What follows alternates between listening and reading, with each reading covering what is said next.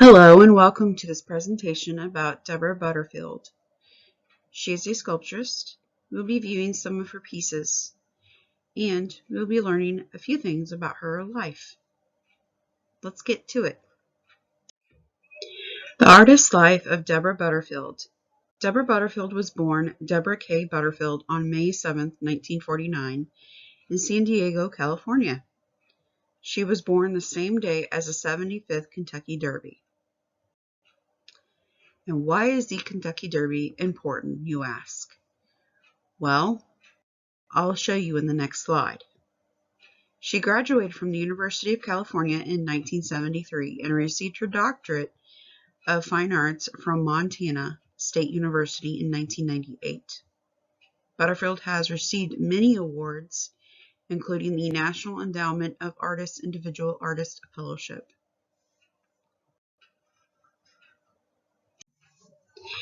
Butterfield got her inspiration from her love of horses. Ever since she was a little girl, she has been involved with horses, and this is why the Kentucky Derby is important. She lives and works in studios both in Hawaii and Montana with her artist husband John Buck.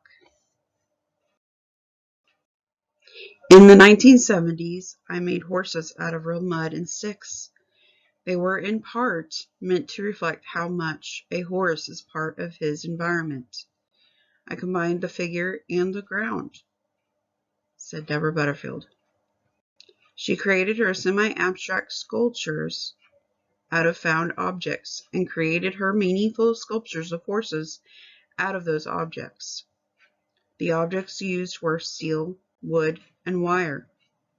These would otherwise be wasted objects that would be in landfills. We're going to move on to show some of her artwork. Let's start out with this sculpture. It's called Jerusalem Horse 2. This sculpture is made out of steel rods, metal wire, and rusted tin. This was created in 1980. This is our second example of her sculpture. This is called Vermilion, and this horse is painted and welded steel, created in 1990. Mo'ikina is our last sculpture that we will be viewing. This sculpture is made out of bronze, and it was created in 2001. Mo'ikina is the Hawaiian term for Montana, and this horse is located at the Smithsonian. My work is not so overtly about movement. My horse's gestures are quite quiet because real horses move so much better than I could pretend to make things move. For the pieces I make, the gesture is really more within the body.